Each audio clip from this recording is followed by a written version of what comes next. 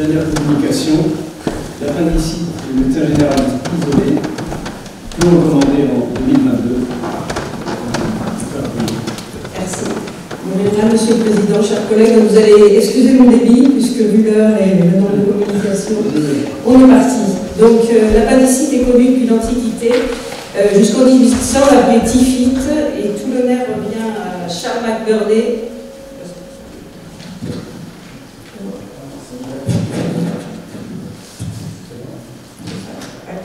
Donc tout l'honneur revient à Charles McBurney, qui a donc à la fois décrit le point de McBurney, l'incision McBurney, qu'on a peu à peu horizontalisé, et la bord de McBurney qui permet une appendicectomie sans déchirure musculaire importante.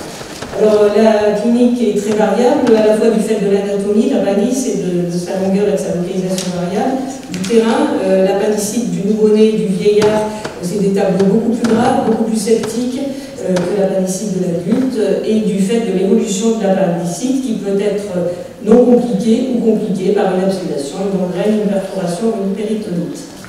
Alors en France, on a eu en 1882 le décès de Gambetta, qui était pratiquement l'homme politique de premier plan de la Troisième République, qui est décédé à 44 ans d'une péritonite probablement appendiculaire, donc ça a donné lieu à une iconographie absolument innombrable, il y a même une photo sur son bord. Et sans doute traumatisée, la France devient championne du monde de l'appendicectomie et ont réalisé dans les années 80 600 pour les appendicectomies pour 100 000 habitants et par an. En 99, on est parvenu à descendre, et vous voyez ici les chiffres des autres pays. On arrive uniquement en 2009 à vraiment être à peu près au niveau des pays qui pratiquent quand même le plus d'appendicectomie, mais on reste dans des taux un peu plus normaux. Alors, on a pris conscience en fait que l'appendicectomie, c'était pas anodin, et on a un peu arrêté l'appendicectomie préventive, l'appendicectomie au moindre doute, ou l'appendicectomie même pour appendicite chronique, du fait de l'occlusion sur bride, et cette pathologie prend de plus en plus d'importance, puisqu'en fait c'est 90% d'occlusion du brel. C'est un coût absolument phénoménal. Aux USA, en tout cas, je n'ai pas trouvé de chiffre en France, il a été évoqué à 1,3 billion de dollars par an, avec une indication opératoire qui est formelle, s'il y a une souffrance intestinale, donc beaucoup plus formelle que dans le cas de l'appendicite.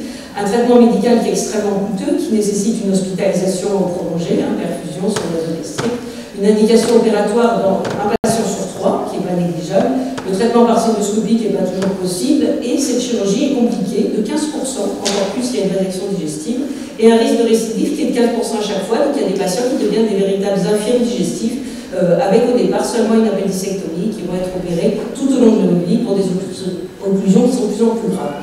Vous voyez de la littérature récente, 2016-2018, qui s'intéresse à cette question. Alors, cette prise de conscience, donc, elle s'est aussi traduite au niveau des chirurgiens militaires et de l'armée qui pratiquaient l'appendicectomie préventive. Et vous voyez cette très bonne thèse qui a été réalisée par notre collègue Fabrice Santine et qui a conclu donc en 2006, donc relativement précocement, que quelles que soient les situations, sous-marins nucléaires, hibernants d'interostral, coureurs d'orage, spationautes, rien ne justifiait la prévention par appendicectomie prophylactique. Alors, où on en est actuellement en France, j'ai eu la chance de diriger une étude, donc le rapport de l'Association française de chirurgie sur les appendicites en 2007. Vous voyez les nombreux co-auteurs du papier, puisque c'était tous les gens qui avaient participé à l'étude. Et on a eu une très bonne participation sur 4 mois, c'était une enquête prospective, et ça représentait environ 10% des appendicectomies en France qui ont été suivies pendant 6 mois. Qu'est-ce qu'on a trouvé? Et donc c'est vraiment une photographie des pratiques actuelles. L'âge médian des patients, c'est 20 ans. Il y a une prédominance quand même masculine qui est relativement nette, quelques pourcents de plus. Les 3/4 des patients ont moins de 33 ans. Et finalement, sur quoi ils sont opérés, ces patients? Surtout sur un tableau douloureux important. On voit que 75% des patients avaient une EVA supérieure ou égale à 5. C'est l'intérêt des études récentes, l'EVA est systématiquement mesurée. Alors, ces patients, par contre, ils ont des tableaux cliniques, on va dire, qui sont beaucoup moins évolués que ce qui est dit classiquement. La température médiane des patients appendicectomés en France, elle est de 37,1, en tout cas pour les 18-74 ans. Vous voyez ce que je vous avais dit avant, les pics pour les bébés et les patients âgés de plus de 75 ans. Et c'est finalement souvent la CRP qui va aider au diagnostic par un syndrome inflammatoire qui n'est pas majeur, puisque puisque la médiane de la CRP, elle est à 34, et à noter que dans le premier quartile, elle reste à 11, donc c'est une CRP légèrement augmentée. La triade classique, douleur, buffance, fièvre, leucocytose, et bien finalement, voilà pour un patient sur 6, donc c'est pas du tout la triade classique, c'est une triade qui est relativement rare. Alors, comment est-ce qu'on a fait pour opérer tous ces gens qui avaient des tableaux finalement cliniques assez peu évolués? Eh bien, on a fait l'imagerie, et ce qu'a montré notre enquête, c'était une donnée très très importante. Uniquement 2% des patients n'avaient pas d'imagerie. C'est-à-dire qu'actuellement en France, 98% des patients sont opérés soit sur échographie, soit sur scanner. Et vous voyez, il y en a quand même 7% où on fait les deux. En général, c'est des patients obèses ou des patients chez qui l'échographie n'a rien donné. Il y a 0% d'IRM parce que là, c'est uniquement les données des adultes et pour le cas des bébés, on a fait quelques IRM. Alors, pourquoi est-ce qu'on fait de l'échographie? Parce que vous voyez, l'appendice, on voit quand même relativement bien. Alors, qu'est-ce qu'elle a montré notre étude aussi? C'est que le traitement antibiotique était limité uniquement en plastron appendiculaire, donc même pas 4% des patients. Les pratiques françaises étaient extrêmement homogènes, avec plus de 90% qui avaient eu la technique à 3 quarts, un taux de conversion qui est très bas, 2%, un taux de célioscopie qui est plus élevé, y compris dans les pays nordiques, où c'est classiquement très élevé, puisqu'on est à 91% des patients supérieurs à 12 ans.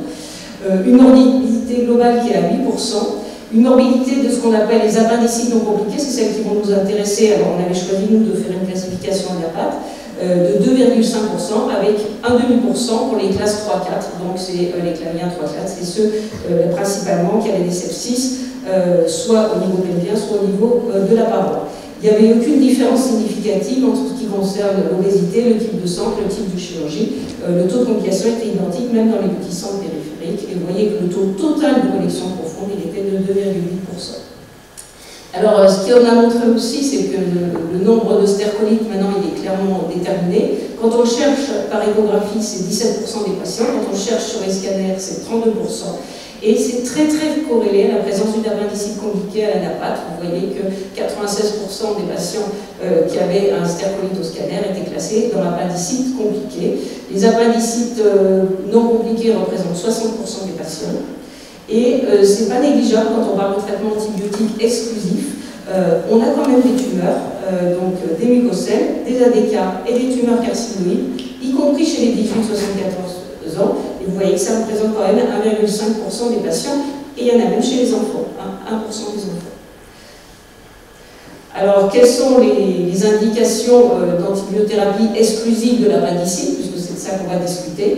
Le plastron appendiculaire, je n'en parlerai pas parce que c'est un diagnostic clinique et radiologique, on voit qu'il y a un consensus, et ça a été largement montré dans notre étude. Et puis maintenant, on en parle des appendicites non compliqués. Alors, il faut déjà dire qu'est-ce que c'est qu'une appendicite non compliquée? Est-ce que c'est une définition clinique? Est-ce que c'est une définition radiologique? Est-ce qu'on prend des critères composites? On est quand même tous un peu d'accord qu'une appendicite compliquée, c'est quand il y a un abcès ou un épanchement périappendiculaire. L'abcès appendiculaire n'est pas une complication en soi, s'il est localisé à l'appendice, que l'appendice n'est pas perforé, donc ça c'est quand il y a un pneumopéritoine ou scanner, et évidemment qu'il n'y a pas de péritonite. Donc on peut également les classer au moment de l'intervention en préopératoire, mais c'est un petit peu tard quand on veut faire décider un traitement antibiotique préalable. Alors ça nécessite quoi? C'est ça le problème, ça nécessite une imagerie fiable, donc un scanner le plus souvent, et ça nécessite aussi des scores. Alors vous connaissez tous sans doute le score de l'hôpital Saint-Antoine à Paris, qui est un score qu'ils ont utilisé pour prédire les complications de l'appendicite et également les patients qui seraient des mauvais candidats à l'ambulatoire. Ils ont montré que pour être un bon candidat à l'ambulatoire ou avoir peu de risques de complications ou avoir une forte chance d'avoir une appendicite non compliquée, il fallait un BMI inférieur à 28, des locaux inférieurs à 15, une CRP inférieure à 30 et des diamètres de l'appendice inférieurs à 10 mm. Donc ça, ils avaient fait une étude multivariée sur des séries. On peut tout à fait comparer ça à des scores qui sont très très utilisés au niveau des États-Unis et surtout des pays nordiques qui sont très en avance sur la question. Donc il y a des scores de sévérité de l'appendice qui sont donc tout à fait connus. Il y a un score ultrasound, il y a un score CT scan et il y a également l'Appendicitis Severity Index, donc qui est aussi un score très intéressant. Alors j'ai regardé dans tous ces scores quels sont les seuils qu'ils avaient fixés pour filer les points et vous voyez que pas tout le monde est d'accord. On est un peu dans le même ordre d'idée que le score de Saint-Antoine, mais il y a d'autres données. Donc Donc pour eux, une fièvre supérieure, supérieure à 38 était un critère de gravité, donc c'est supérieur à 37,5. Donc est-ce que c'est 37,5 ou 38 la limite de la gravité? Les scores ne sont pas tous d'accord. Les locaux, ils avaient fixé la barre à 13, donc vous voyez là on est à 15. La CRP, eux, ils sont un peu plus généreux, ils disent qu'en dessous de 50, on n'est pas dans de l'appendicite compliquée. Le diamètre de l'appendice, pareil, il passe à 14 mm, et puis évidemment, pas d'abcès de clochement périodicole et appendiculaire, et puis il rajoute le stercolite, parce que c'est des scores qui ont été relativement récents. Alors tout ça, c'est dans des revues qui ont faites par un chirurgien qui s'appelle Bohm, que ça passionne, qui publie dans plusieurs articles, qui fait des méta-analyses, et vous pouvez les retrouver dans ces références très récentes, et c'est tout à fait intéressant. Alors, on va maintenant se pencher sur les études randomisées qui ont cherché à savoir est-ce que ça valait le coup de traiter par antibiotiques les appendicites. Alors, première étude, il faut quand même voir la César César, encore une étude nordique, vous voyez, Ericsson 95, celle qui a fait beaucoup de bruit évidemment en France, c'est l'étude de Corinne Vance, publiée en 2011, qui a été publiée dans le Lancet, et elle a fait une étude randomisée entre appendicectomie versus antibiotiques, en regardant comme critère principal la présence d'une péritonite à 1 mois. Donc là, vous voyez que la différence n'est pas statistiquement significative. Il y avait 2% de péritonite dans le mois qui a suivi l'appendicectomie et 8% chez les patients qui avaient été traités par antibiotiques. Ces critères d'inclusion étaient uniquement sur scanner. Il fallait que le diamètre de l'appendice soit inférieur à 16 mm, mais c'était plutôt par crainte de mucocèle et de tumeur. Ce qui a surtout montré cette étude, et c'est surtout de ça dont on a parlé, alors ce n'est pas le critère principal, c'est que 30% des patients ont été opérés finalement à 1 an. Donc ça a beaucoup, c'est surtout ça qui a beaucoup interpellé dans la presse et un peu partout. À noter qu'il y avait 1 jour de plus d'hospitalisation dans le groupe antibiotique, on va retrouver ça plus loin. Alors en 2017, j'ai sauté d'autres analyses parce que Poon a fait une méta-analyse de 6 essais randomisés qui ont été jugés de bonne qualité, qui ont été publiés dans le journal d'Emergency Surgery. Dans les études après 2010, il y avait celle de Mons que j'ai citée, et une étude donc, nordique, suédoise, non finlandaise, qui était sortie dans JAMA en 2015. Voilà ses conclusions. Si on s'est randomisé de bien bonne qualité, qu'il a sorti de 1943 publications, moins bien d'efficacité à 1 an, taux de morbidité comparable, différence d'hospitalisation qui est exactement celle de l'étude de Mons, 1 jour. Et pour lui, pas de changement de paradigme, l'appendicectomie reste le gold standard. Alors ensuite, on a eu 2 études très importantes, l'étude CODA qui a été publiée dans le New England Journal of Medicine et qui est une étude nord-américaine. Eux, ils ont vraiment mis le paquet, 1500 patients, donc ils ont largement augmenté le nombre de participants, 700 dans le groupe antibiotique et 700 qui ont eu une appendicectomie. Ils ont pris comme critère principal un critère très discuté qui actuellement n'est plus accepté dans les études randomisées, c'est la qualité de vie à 1 mois. C'est jugé trop flou, trop compliqué, et donc en tout cas c'est ce qu'ils avaient pris. Et ce qu'ils ont montré, c'est que la différence, il n'y avait pas de différence significative, en tout cas de non-infériorité entre antibiotiques et appendicectomie en termes de qualité de vie à 1 mois. Et par contre, on retrouve comme d'habitude l'appendicectomie, le taux d'appendicectomie à 1 mois. Alors cette fois-ci, c'est pas à 1 an, c'est à 3 mois, mais ils sont toujours à 30%. Et ils ont surtout trouvé un facteur de risque majeur qu'on retrouvait un petit peu dans notre travail et qui est retrouvé dans notre travail, mais qui a vraiment été mis en lumière, c'est que la présence d'un stercolite doublait le risque quand on était traité aux antibiotiques d'avoir une appendicectomie. Ils avaient quand même un taux de complication qui était un peu inquiétant, parce que quand on voit qu'ils avaient donc uniquement inclus pareil des appendicites non compliqués sur critères stéréographiques, je vous rappelle que dans notre série française, on est à 0,5% de complications graves et moins de 6% de complications sévères. Eux, ils ont quand même des taux un petit peu plus élevés, en particulier pour donc, ce qu'on appellerait à partir du clavien 3, 4, 5, ils étaient à 3% dans le groupe appendicectomie et 4% dans le groupe antibiotique. Alors, je vous rappelle, nous, on est à 0,5. Alors, on a vraiment, pour finir et pour décider, une étude finlandaise qui est excellente parce que finalement, on peut dire qu'on sait ce qui se passe quand on fait une appendicectomie. On a plein d'études, on a la nôtre, on a d'autres études, mais du coup, ça a été un peu une histoire naturelle de l'appendicite sous traitement antibiotique. Donc, eux, ils ont réussi à faire passer dans leur CPP 2 antibiothérapies. un groupe antibiothérapie lourde, donc qui avait des ertapénène, injectable et l'équivalent de la pécracine, et un autre avec uniquement une association métronidazole et levofloxacine. Alors c'est une très bonne étude, très bien faite, et publiée dans JAMA Research. Le critère principal, c'est pas la qualité de vie, c'est le taux d'appendicectomie à 1 an. Ils ont exclu les scarpolites, donc là on est vraiment dans le vif du sujet. Les critères d'inclusion étaient uniquement TDL, il n'y avait pas de critères d'inclusion clinique. Ce qu'on peut quand même noter, c'est que les patients ils avaient dû la faire eux-mêmes leur sélection parce que la température moyenne, le taux de glucosidose et la CRP médiane, c'est exactement celle de notre étude, donc c'était quand même de l'appendicite tout venant. En tout cas, dans ceux qu'ils ont inclus, on est à peu près dans les mêmes chiffres que notre travail. Et ils ont montré qu'il y avait quand même un effet adverse sévère des antibiotiques. Il y avait des eczémas, des œdèmes qui étaient loin d'être négligeables, c'est quand même 4% des patients. Et dans les patients clavière supérieur ou égal à 3, ils avaient 1%. Donc là, on peut dire qu'ils sont le double du taux qu'on a eu, nous, pour les patients qu'on aurait sélectionnés si on les avait mis sous appendicite, donc les moins graves. On voit ici l'histoire naturelle de l'appendicectomie chez un patient sous antibiotique, un pic les 10 premiers jours, et puis ça monte tout doucement jusqu'à 3-6 mois, jusqu'à se stabiliser à peu près à 1 an. Ils ont quand même regardé, lors de la première hospitalisation, donc les 49 patients qui ont été opérés vraiment dans la foulée, donc ça représentait 8% des patients. Il y en avait plus de la moitié qui avaient une vraie appendicite compliquée sur le... non compliquée sur le scanner, et 18 sur 29 qui avaient à la relecture du scanner, qui étaient mal placés, qui avaient une appendicite compliquée, donc qui n'auraient peut-être pas dû être dedans.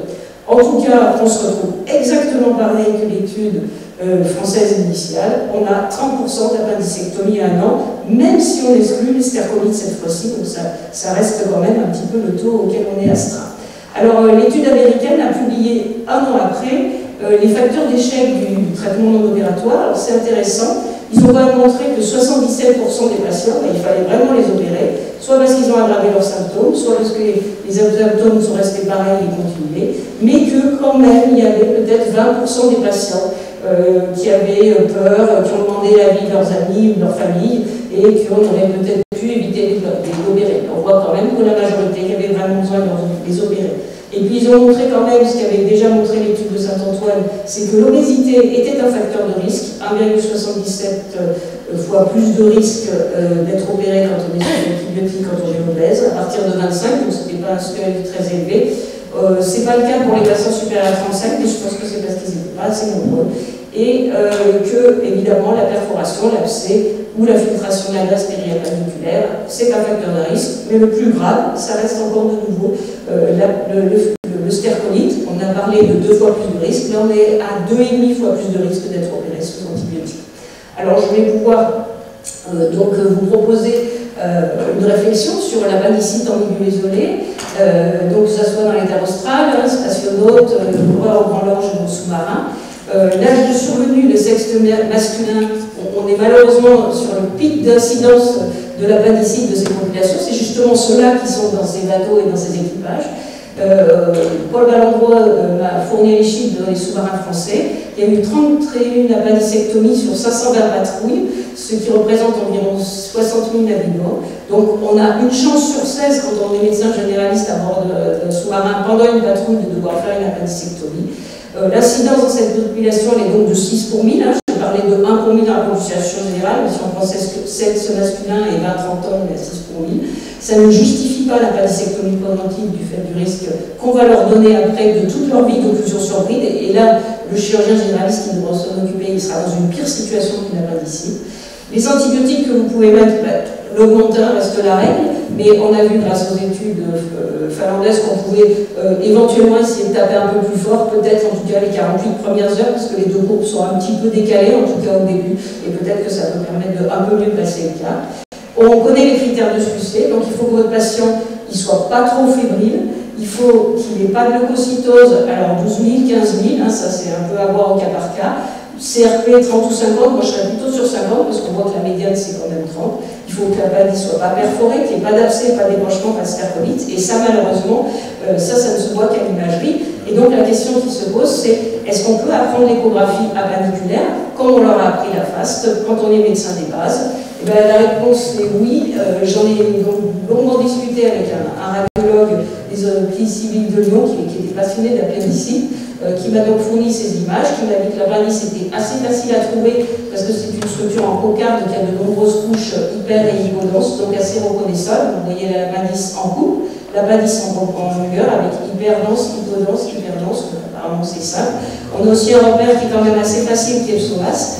On a des patients qui normalement ne sont pas obèses, dans toutes ces situations, normalement qui ont des gros psoas, c'est des militaires musclés, donc normalement ça ne devrait pas être trop difficile.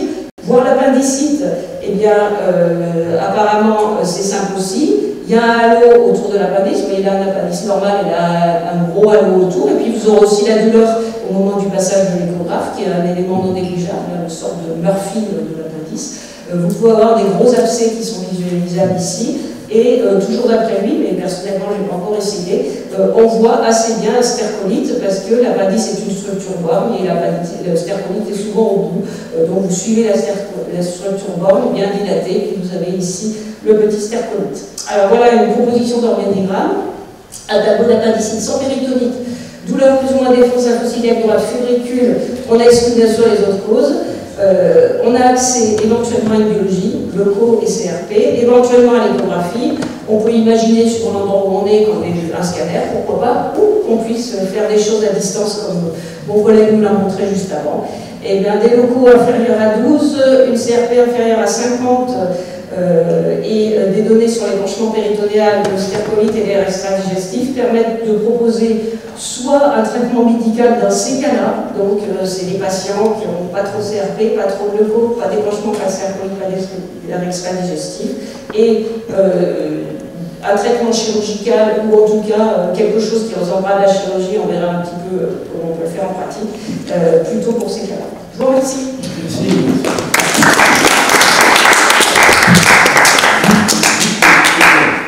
Vite mais clair. On peut se faire plaisir quand même dans cette fin de séance pour commenter cette présentation. On peut faire une appendicite par CELIO dans un sous-marin. Vous avez privilégié la C'est un sujet actuel, effectivement. Dans les sous-marins, et CNLE, il y aurait la possibilité de mettre une colonne de CELIO, ce qui est suffisamment de place. On le fait déjà pour les porte-avions. Et j'ai demandé aux médecins sous-mariniers ce qu'ils pensent de la CELIO par rapport à la paro. C'est assez clivant. La moitié me disent oui, ce serait beaucoup mieux, et je me sens à l'aise. Et l'autre moitié dit non, je préfère faire le même. Et en fait, le problème est là, c'est que maintenant, on a vu sur les statistiques, les appendicectomies sont toutes faites par CELIO. Et lorsqu'on arrive à poser la question d'un mec qu'on est, mais c'est comme pour la rate tout à l'heure, qui va faire? Ça va pas être le sous-marinier en formation, ce sera le senior. Donc on a un gros problème de formation. On compte changer la formation en amenant le médecin sous-marinier faire des mains sur le sujet anatomique. Mais c'est de cette façon, dans un semestre, on doit faire 2 mains maximum. Parce qu'il fait des gardes chez nous. Même toi, chirurgien thoracique, c'est nous. C'est une incidence de l'occlusion. Oui, le problème de l'apprentissage de la CELIO pour un non-chirurgien, je pense qu'un chirurgien qui fait de la CELIO peut très bien faire thoracique. Un chirurgien qui fait pas de CELIO, la courbe d'apprentissage de la célioscopie de départ, elle est plus longue et plus compliquée. Les médecins sous-mariniers qui viennent chez nous, ils viennent dans 4 à 6 mois. En fait, ils font le travail d'un interne de chirurgie et ils vont sur les CELIO. On leur apprend à faire des nouvelles CELIO et à la fin, ils savent le faire. Mais actuellement, il y a des appendicectomies qui se font en mission, donc une par les médecins. Oui, on l'a bien sauté il y a 2 mois, je crois. Les 31, c'est par Michael, par des généralistes. Oui, Aucune n'a été faite par un chirurgien. Donc ils ont des moyens, si on reprend votre tableau, ils ont des moyens de la partie gauche, ils ont parfois un échographe, j'ai l'impression. Alors le problème, c'est d'appliquer justement les critères qui sortent des études à nos pratiques. Et dans un sous-marin, on dispose d'une biologie avec une CRP, avec un dosage quantitatif. C'est bien, là. On a une leucocytose, enfin une version formule fiable. Et en imagerie, ils ont tous un échographe. Alors, juste la qualité de l'échographe échographes, hein, jusqu'à récemment, les échographes des années 2000, qui, pour un diagnostic d'appendicite, sont peut-être un petit peu restent mauvais. Maintenant, ils ont des échographes qui permettent de diagnostiquer l'appendicite. Et c'est vrai que le deuxième acte d'information, ça va être l'échographie pour l'appendicite. Au-delà de la face. J'ai peut-être pas bien vu dans les études, mais le taux d'évolution péjorative à court terme de ceux qui ont été traités. 10%. En fait, on va dire les 10 premiers jours, on est à 10-15%. Donc c'est aussi pour ça qu'on peut tenir compte de tout ça. Après. Avec des desserts ou avec des choses. Oh non, ça s'aggrave, des abcès, des. Voilà. Après, suivant la situation à laquelle on est, évidemment, ça change la donne. Si on sait qu'on a 10 jours ou si on sait qu'on a 3 mois, c'est pas pareil. Mais on se rend tous compte qu'une appendicectomie par pneumonie reste un acte difficile. Pour un chirurgien averti, alors on leur apprend à ne pas hésiter à remplir. Surtout parfois il y a des situations anatomiques. Voire même si on ne peut pas s'acharner, laisser un brin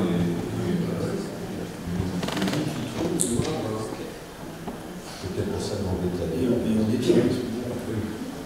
Très bien. Le tour de Gambetta, c'est un neurologue qui a fait des glutites. Oh, ça y est, je Et quand même, le diagnostic a été fait en ce moment, mais ça s'opérait pas à l'époque, c'est ça que j'ai compris, non? Si, ça aurait pu s'opérer, clairement. Il était aussi un peu stressé parce que c'était Gambetta. Oui, mais Charcot, la neurologue, c'était Charcot, qui avait dit c'est une pérityphite, il faut l'opérer. Et tout le monde a dit non, c'est pas une pérityphite. Bon, on a en souffrance de 7 jours, je crois. Oui, et vraiment, il a été là depuis 44 ans.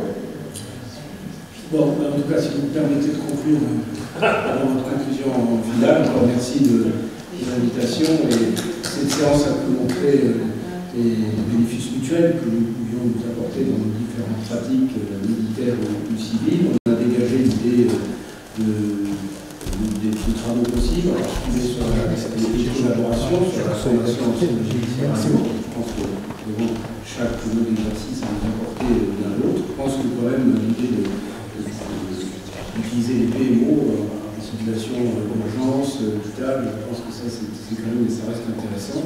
Et puis des travaux sur l'état, c'est vraiment une question que je me pose, je ne sais pas si on peut avoir des réponses, mais l'état actuel de nos services d'urgence dans les hôpitaux civils, est-ce que vous pourriez probablement apporter comme vous avez dans l'organisation face à des urgences classiques que nous avons déjà connues. Je me permets de vous rappeler les RICRF, 28 et 29 novembre, où il y a un certain nombre de communications et de communications qui trouveront toute leur place. Et je pense que le secrétaire général ne va pas manquer de vous lancer sur le sujet. Et puis bien sûr, vous inviter l'an prochain, parce que c'est à mon avis une excellente, c'est notre avis à tous, tradition. Maintenant, on peut dire que nous avons de recevoir une allée de l'autre de chacune de nos sociétés. Et encore merci pour cette séance qui nous a organisée.